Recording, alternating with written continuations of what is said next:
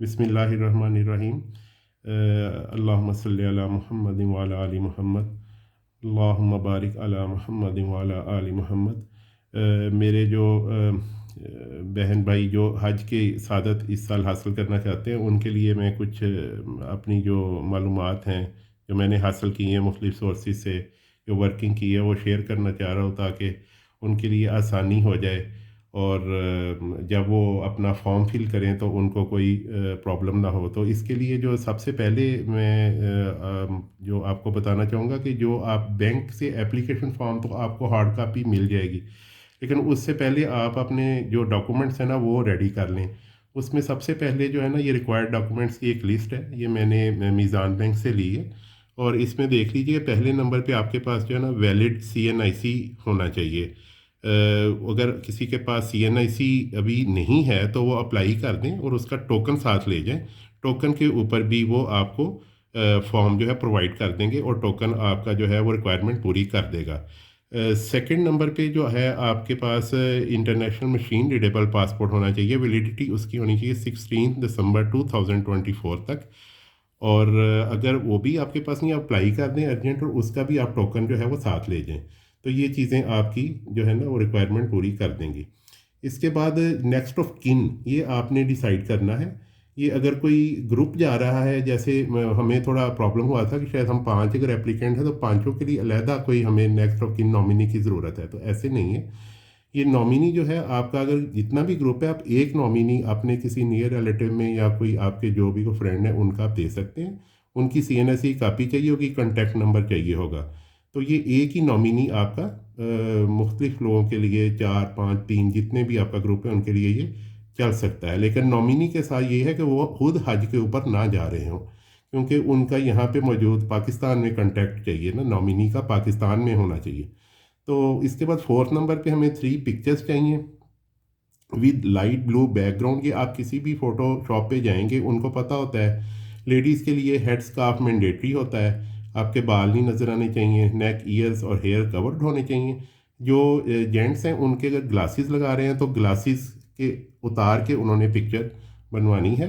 ये 3 पिक्चर्स हैं 4x3 centimetre की विद लाइट ब्लू बैकग्राउंड। एक तस्वीर जो है इसकी वो आपके मेडिकल फॉर्म पे लग जाएगी, दूसरी तस्वीर आपके फॉर्म के ऊपर लगेगी, और थर्ड वन जो है वो आपको बैंक ले जानी है। बैंक वाले उसको सॉफ्ट स्कैन करके तो उसको अपलोड करेंगे। तो इसके बाद आपने मेडिकल सर्टिफिकेट बनवाना है, किसी भी डॉक्टर के पास चले जाएं, बशर्ते कि उसके पास देखें PMD नंबर होना चाहिए। PMDC जो रजिस्टर्ड मेडिकल प्रैक्टिशनर हो, वो आपको मेडिकल सर्टिफिकेट जो है इस तरह का, देखिए मेडिकल सर्टिफिकेट मैं आपको दिखा देता हूँ। ये भी आपको इनकी वेबसाइट से मिल सकता है, जो हज की मिनिस्ट्री ऑफ हज की जो वेबसाइट है, या आप बैंक चले जाएं, वो आपको एक कॉपी दे देंगे, जितने भी आपको चाहिए वहाँ से आपको मिल जाएंगे।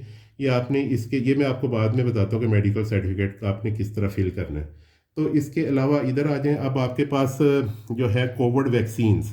कोविड वैक्सीन के लिए जो है बूस्टर डोज कोई है वो ज़रूरी नहीं है, हमें इसमें थोड़ा कन्फ्यूजन हो रहा था, वो हमने कंफर्म किया। मिनिस्ट्री वाले भी कह रहे हैं कि there is no need of booster doses. इसके अलावा बैंक वालों को भी मैंने आज अपने सारे डॉक्यूमेंट्स चेक करवा दिए हैं, उन्होंने भी ओके कर दिए हैं। तो सिर्फ आपके जो 2 डोजेज़ लगी हैं, आप 2 डोजेज़ अपनी जो है वो मेंशन करें। अगर कोई बच्चा साथ जा रहा है जिसकी एज कम है, जैसे मेरा बेटा है, वो 8+ ईयर्स का है, उसके लिए कोई वो रिक्वायरमेंट नहीं है कोविड की, वो विदाउट कोविड भी अप्लाई कर सकते हैं। और बाकी जो भी वैक्सीन आपने लगवाई हुई है जिसमें ये मेंशन हुई हुई हैं, ये सारी आपकी ये चल जाएंगी। ये आपने जब मेडिकल सर्टिफिकेट के लिए जाना है डॉक्टर के पास, तो आपने अपना कोविड वैक्सीनेशन सर्टिफिकेट लेके जाना है, और उसकी एंट्री आपने मेडिकल सर्टिफिकेट पे करनी है। इसके बाद डॉक्टर साहब साइन कर देंगे, अपनी स्टैंप लगा देंगे, अपना PMDC नंबर लिख देंगे, आपको मैं लहदा से डिटेल बताता हूँ। तो इसके बाद ये जो भी वैक्सीन जो हम मेंशन की, इनमें से कोई भी चल जाएगी। तो ये आपकी रिक्वायर्ड डॉक्यूमेंट्स हैं, ये आपने सबसे पहले रेडी करने हैं। उसके बाद फॉर्म फिलिंग जो है, there is no issue. Form की फिलिंग बहुत सिंपल है, वो आपको मैं अलहदा से दिखा देता हूँ। ये देखें, ये फॉर्म है गवर्नमेंट हज स्कीम का 2024 1445 हिजरी, जो इस दफ़ा अप्लाई कर रहे हैं, वो इसके ऊपर अपना डाटा हार्ड कापी फिल करेंगे। बैंक से आपको ये मिल जाएगी। ये एक फॉर्म है।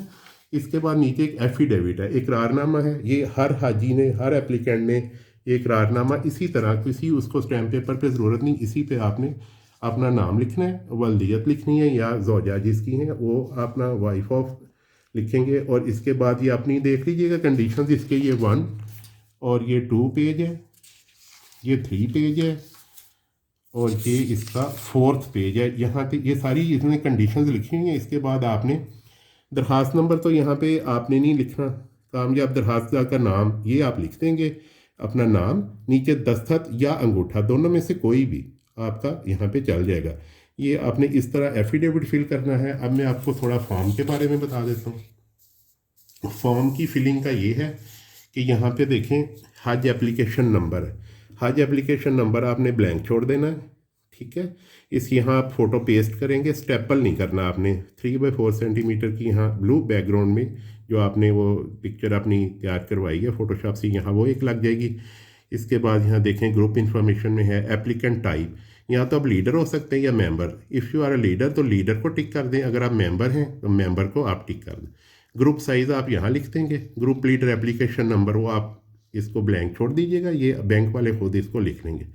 अगर कोई साहब जो हैं, ये साहिबा वो शिया कम्युनिटी से हैं, फ़िका जाफरिया से ताल्लुक़ है, वो यहाँ मेंशन कर दें, उनके लिए ये स्पेशल कोई रिक्वायरमेंट है वो उनको देख लें, यस और नो कर दें। इसके बाद हज स्कीम, जिस स्कीम में आप अप्लाई कर रहे हैं, अगर रेगुलर स्कीम में स्पॉन्सरशिप में अगर आप रेगुलर में कर रहे हैं रेगुलर को टिक कर दें, और अगर स्पॉन्सरशिप में जा रहे हैं तो आप स्पॉन्सरशिप को टिक कर दें। हम रेगुलर में जा रहे थे इसलिए हमने रेगुलर को टिक कर दी।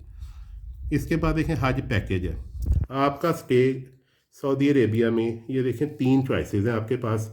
या तो आप शॉर्ट पे जा सकते हैं, शॉर्ट ट्रिप है ये 20 to 25 डेज़ का, और आपके मदीना शरीफ में स्टे होगा 3 to 5 डेज़ का। अगर आप इसके लिए जाना चाहते हैं इसको टिक करें। फिर लॉन्ग में 2 ऑप्शन हैं आपके पास। टोटल स्टे तो आपका सऊदी अरेबिया में 38 to 40 डेज़ का ही है, 42 डेज़ का है, लेकिन साथ मदीना शरीफ में जो स्टे है वो 2 आपके पास चॉइसेस हैं। या तो आप 3 to 5 डेज़ के लिए जा सकते हैं या 8 डेज़ के लिए। तो आप इनमें से जो भी करना चाहते हैं, if you want to stay for 8 days in Madina Sharif, इसको टिक कर दें। मैंने इसको टिक किया है। हम मदीना शरीफ में 8 दिन गुजारना चाह रहे हैं। अगर 3 to 5 डेज़ के लिए जाना चाह रहे हैं, टोटल आपका स्टे तो 38 to 42 डेज़ का ही होगा, लेकिन मदीना शरीफ के दिन आपके कम हो जाएंगे वहाँ स्टे के, फिर इसको टिक कर दें। तो ये है। इसके बाद ये बेडरूम आपकी अकोमोडेशन की ना जो चॉइस है, ये अकोमोडेशन में अगर आप जो 2 बेडरूम वाला ऑप्शन है, 3 बेडरूम और 4 to 6 पर्सनस की शेयरिंग है, जो भी आपका जिस तरह का ग्रुप है, जिस तरह को आपको कन्वीनियंट है उसको टिक कर दें। इसके बाद मकतब का जो है ये आप स्पॉन्सरशिप के लिए, मीना इरफात के लिए, इसको भी आप छोड़ दें। ये ओनली फॉर स्पॉन्सरशिप स्कीम के लिए, स्पॉन्सरशिप के लिए जो अगर आप जा रहे हैं तो इफ़ यू आर स्पॉन्सर्ड, मतलब जो अब्रॉड से जिनके पैसे डॉलर्स में आ रहे हैं, ये उनके लिए तो वो ये कर सकते हैं। जो रेगुलर स्कीम जो पाकिस्तान में जो रुपीज़ में आप जमा करवा रहे हैं पैसे, उनके लिए ये वैलिड नहीं है ना। तो कुर्बानी का ऑप्शन है, अगर आप यहाँ से करना चाहते हैं तो विद एडिशनल पेमेंट ऑफ आप 60,000 रुपीज़, अगर आप गवर्नमेंट के थ्रू कुर्बानी करवाना चाह रहे हैं तो ये फिर यस कर दें, अदरवाइज़ इसको नो कर दें। कुछ लोग हैं वो अपने प्राइवेट भी कांटेक्ट करके किसी को सऊदी अरेबिया में वो कुर्बानी का खुद अपना पर्सनल अरेंजमेंट कर लेते हैं, उसके लिए कंपनीज बनी हुई हैं, या आप खुद अरेंज करना चाहते हैं, फिर इसको आप नो कर दें। देन प्लेस ऑफ डिपार्चर है, आप जिस सिटी से आप चाहते हैं आपने डिपार्ट करना है उसको आप टिक कर दें। इस्लामाबाद से जाना है हमने, तो हमने इस्लामाबाद को टिक कर दिया। जेंडर में आपका आ जाएगा मेल फीमेल, अकॉर्डिंगली आप इसको टिक करेंगे। एप्लीकेंट CNIC नंबर है, ये आपका जो कौमी शनाख्ती कार्ड का नंबर है, यहाँ पे ये 1 2 3 4 5 ये सारा उनके लिए ये एंट्रीज़ हैं, यहाँ आप वो फिल करें। यहाँ आप अपनी डेट ऑफ बर्थ लिखें, ठीक है, जो आपकी तारीख़ पैदाइश। इसके बाद आप आ जाएं नीचे, यहाँ पे आपका सर नेम आएगा आप एप्लीकेंट का, एज़ पर पासपोर्ट लिखा है, यानी कि जो आपका पासपोर्ट, अगर आप पासपोर्ट का देखें पहला पेज खोलेंगे ना, उसके ऊपर आपको यहाँ पे जैसे एक जो है ना, आपको पता चल जाएगा। पासपोर्ट का पहला पेज जैसे ही ओपन करेंगे वहाँ एक लिखा होगा ऊपर सर नेम। सर नेम के नीचे जो भी लिखा हुआ है ना, आपने वो नाम इधर लिखना है अपना। जैसे किसी का नाम है जैसे मुअज़्ज़म हफीज़, तो हफीज़ अगर उसका सर नेम है तो यहाँ पे वो अपना हफीज़ सर नेम यहाँ लिख देगा। और जो उसका दूसरा नाम है, मेन नेम जो है, मेन मुअज़्ज़म, वो यहाँ पे आप लिख देंगे। पासपोर्ट के ऊपर जो स्पेलिंग है वही स्पेलिंग इधर होने चाहिए, मिसमैच नहीं होना चाहिए। इसी तरह फादर्स नेम या हस्बैंड नेम, अगर कोई फीमेल है उसके हस्बैंड है, हस्बैंड का नाम यहाँ लिखा जाएगा, अदरवाइज फादर्स नेम लिखा जाएगा। अनमैरिड पर्सनस के लिए या जो जेंट्स हैं मेल हैं उनके लिए फादर नेम यहाँ पे लिखा जाएगा। ब्लड ग्रुप आ जाएगा यहाँ, फिर पासपोर्ट नंबर यहाँ पे, पासपोर्ट नंबर के बाद उसकी डेट ऑफ इशू यहाँ और डेट ऑफ एक्सपायरी, एटलीस्ट 16 दिसंबर, जिसका पहले बताया 2024 तक एक्सपायरी उसकी होनी चाहिए। ओके, इसके बाद आए हम इस तरफ महरम इंफॉर्मेशन। अगर तो कोई बंदा खुद ग्रुप लीडर है या मेल है उसको महरम की ज़रूरत नहीं, अगर कोई फ़ीमेल है तो उसके लिए फिर यहाँ पे जो भी महरम हैं उनका आपने एप्लीकेशन नंबर देना है यहाँ लिखो, वो भी बैंक वाले यहाँ पे खुद लिख देंगे। हाँ, अलबत्ता उसका आप यहाँ नाम लिख सकते हैं उर्दू में और उससे अपना रिश्ता लिख दें। जैसे कोई खातून है उनके जो खामद है उनके महरम है तो वो यहाँ उनका नाम लिखें और साथ उनका लिख दें महरम से रिश्ता, कि उनकी वो मतलब वो उनके शौहर हैं या उनकी बीवी हैं, इस तरह ना महरम से रिश्ता क्या है आपका ना, ये यहाँ पे आ जाएगा कि ये मतलब खामद है, जैसे महरम जो खामद है तो यहाँ खामद, इस तरह वो ये आपको मतलब जो अगर कोई इस तरह की छोटी मोटी कन्फ्यूजन हो तो आप ये बैंक से मतलब मेन आपको मैं इसलिए बता रहा हूँ डिटेल के आप बैंक जाएँ तो छोटा मोटा इस तरह की जो एंट्री जहाँ कन्फ्यूजन हो वो तो वहाँ की आपकी सॉर्ट आउट हो जाएगी, लेकिन आपके एटलीस्ट डॉक्यूमेंट्स पूरे होने चाहिए, मेन आपका फॉर्म फिल हो तो ये आपका टाइम वहाँ पे बच जाएगा। यहाँ आ जाए तो देखिए प्रेजेंट पोस्टल एड्रेस है, यहाँ आपका पोस्टल एड्रेस जहाँ पे आप इस वक्त रह रहे हैं जहाँ से आपसे कोरेस्पोंडेंस हो सकती है वो आपने यहाँ पे लिखना है। उसके बाद ये इस तरफ देखें डिस्ट्रिक्ट, यानी जहाँ आप रह रहे हैं उसका डिस्ट्रिक्ट, जैसे रावलपिंडी में रह रहे हैं हम तो हम यहाँ रावलपिंडी लिख देंगे, ठीक है। इसके बाद ये ऐसे ही है, तहसील है आपकी, तहसील यहाँ लिख देंगे, तहसील का नाम है, मोबाइल नेटवर्क है, मोबाइल नंबर। अब यहाँ पे एक चीज़ लिखे कन्वर्टेड सिम नॉट अलाउड, अगर आपने अपना नंबर यूफोन का जायज़ पे शिफ्ट किया हुआ तो वो ना लिखें, जो आपके एक्चुअल जिस नेटवर्क पे आपने उन्हें आपने नंबर अपने इशू हुए हुए आपके वही नंबर आप दें, कन्वर्टेड सिम इधर ना दें। ये एक बैंक की इंस्ट्रक्शन है ड्यू टू सर्टेन रीजंस ना। इसी तरह यहाँ देखें ये हेल्पर इंफॉर्मेशन लिखी हुई है, कुछ हाजियों को हेल्पर की ज़रूरत होती है वो यहाँ उनका एप्लीकेशन नंबर लिख सकते हैं कि वो, लेकिन अगर हेल्पर जो है वो साथ जा रहा हो ना तो हज के ऊपर यहाँ पे वो लिख सकते हैं। अगर हेल्पर की ज़रूरत नहीं है तो फिर इसको खाली छोड़ दें। इसी तरह हेल्पर के साथ आपका रिलेशन क्या है वो यहाँ आप मेंशन कर देंगे। और फिर पिछले 5 सालों में आपने कोई हज किया है, अगर किया है यस, अदरवाइज़ आप इधर नो लिख देंगे। इसी तरह आप नीचे देखें यहाँ पे आ जाएं हज ड्यूज़। हज ड्यूज़ जो है वो इस दफ़ा बैंक ने जो बताए हैं वो एक मतलब आप वेबसाइट से भी देख सकते हैं, कोई तकरीबन 1 मिलियन है, 10,75,000 की रकम है। इसमें जो बच्चे हैं बहुत छोटे बच्चे हैं जो लेस दैन 2 ईयर्स या 2 ईयर्स तक, उनका तो शायद कुछ ये कम करते हैं, अदरवाइज़ जो बच्चे जैसे 4 साल से ऊपर हैं, 5 साल से ऊपर हैं, जैसे मेरा बेटा माशाल्लाह 8+ है, उसको वो एज एन एडल्ट ही ट्रीट करेंगे। उसके लिए फ़ुल पेमेंट करना पड़ेगी, फ़ुल फ़ी देना पड़ेगी, फुल जो ड्यूज़ हैं वो पे करना पड़ेंगे। तो यहाँ पे अमाउंट हम लिखेंगे रेगुलर स्कीम के अंदर, मतलब जो भी आपने अगर उसको देखा हुआ है कि कुर्बानी के साथ जो आप पेमेंट कर रहे हैं वो यहाँ लिख देंगे। डिपॉजिट डेट ये एंट्रीज़ आपकी बैंक भी कर सकता है। पेमेंट जो है वो आप अगर तो जैसे मीज़ान बैंक में किसी का अकाउंट है तो मीज़ान बैंक से अगर आप जाके करें तो वहाँ आप उनको पे ऑर्डर दे सकते हैं, उनके नाम बल्कि क्रॉस चेक बना देते हैं, क्रॉस चेक बना के उन्हें दे सकते हैं तो वो फिर खुद ही उसको मैनेज कर लेंगे, तो कोई कैश हैंडलिंग की ज़रूरत नहीं है। इसी तरह ये स्पॉन्सरशिप स्कीम के वाले लोगों के लिए यूएसडी में जितनी अमाउंट है वो यहाँ मेंशन हो जाएगी। रेफरेंस नंबर आप छोड़ दें अभी। इसी तरह ये नॉमिनी की इंफॉर्मेशन है। नॉमिनी में ये जो जिसका पहले बताया कि जो भी आपका नॉमिनी जो कि must be present in Pakistan या आउट ऑफ के ऐसे ना सऊदी अरेबिया से बाहर, हज के ऊपर नहीं उसे होना चाहिए ना, उसकी आप यहाँ पे नाम दे देंगे, उसके साथ रिश्ता बताएं, उसका नॉमिनी का CNIC नंबर आपको और मोबाइल नंबर यहाँ पे आपने प्रोवाइड करना है।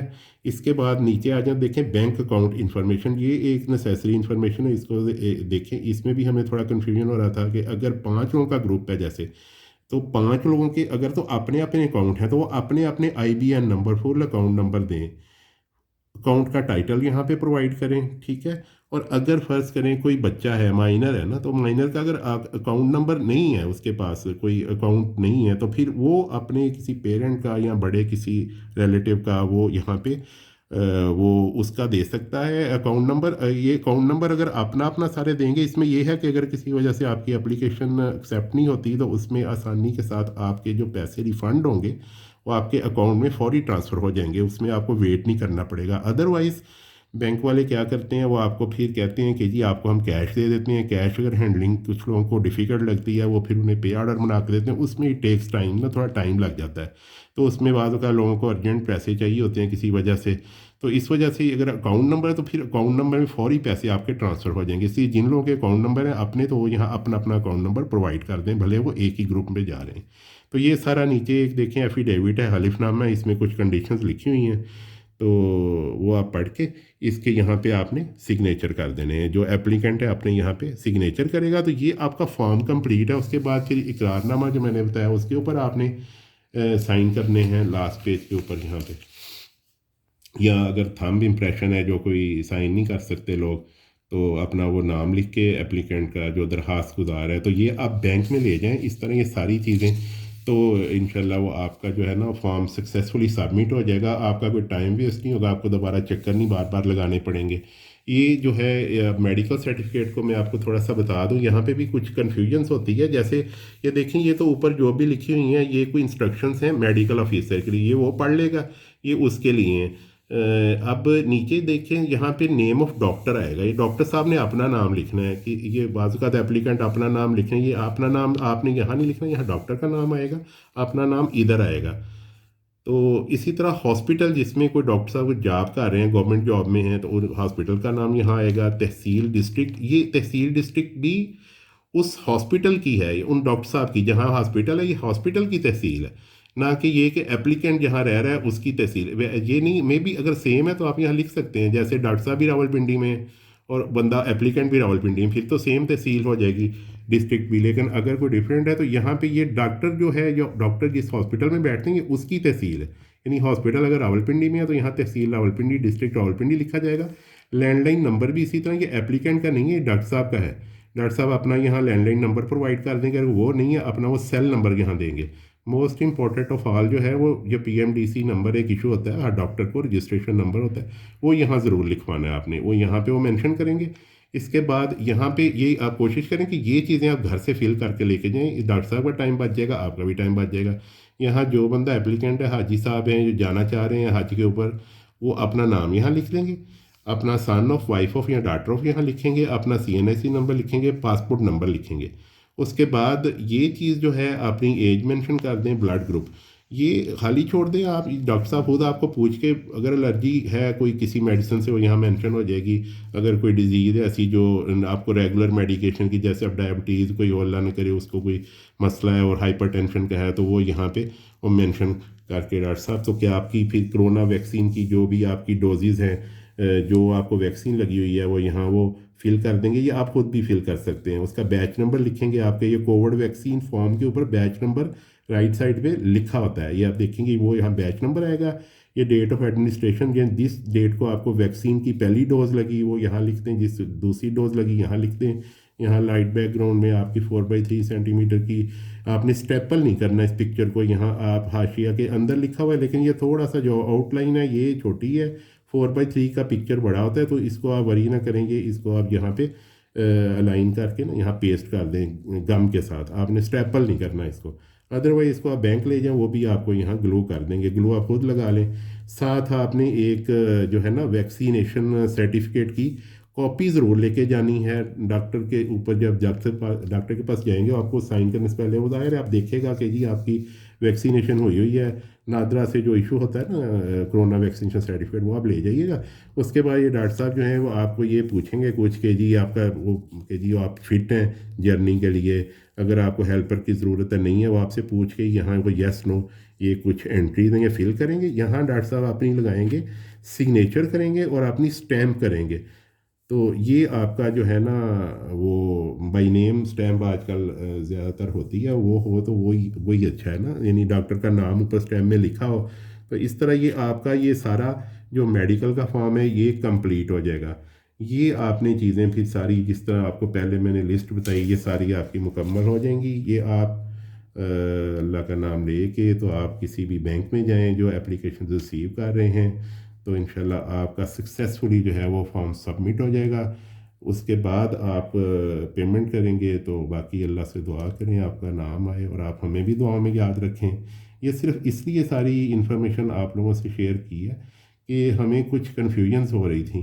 तो उसमें जो हमारी कन्फ्यूजन्स थी वो हमने पूछी हैं मिनिस्ट्री से, खुद उस फेज़ से गुज़रे हैं, बैंक से डॉक्यूमेंट चेक करवाए हैं, और अब जब ओके हो गए इसके बाद मैं शेयर कर रहा हूँ ताकि दूसरे लोगों के लिए आसानी हो जाए। तो थैंक यू वेरी मच, जज़ाकल्लाह खैर, आपका शुक्रिया, आपके सुनने का शुक्रिया। तो हमें बस दुआओं में याद रखिएगा, यही आपसे रिक्वेस्ट है। जो लोग जाएं हज के ऊपर हमें भी दुआओं में याद रखें। अल्लाह पाक सबके लिए आसानियाँ पैदा फरमाए, सबका सफ़र हज आसान फरमाए, और अपनी बारगाह में ये जो हज है सबका कबूल फरमाए। हमें अपनी दुनिया और आखिरत संवारने की तौफीक अता फरमाए, और वहाँ पे हमें अच्छे मुसलमान बनने की, और जब हज से वापस आएँ तो फिर भी अच्छे मुसलमान बन के रहने की हमें तौफीक अता फरमाए। और अल्लाह पाक हम सब का हामी और नासिर हो। थैंक यू वेरी मच, जज़ाकल्लाह खैर।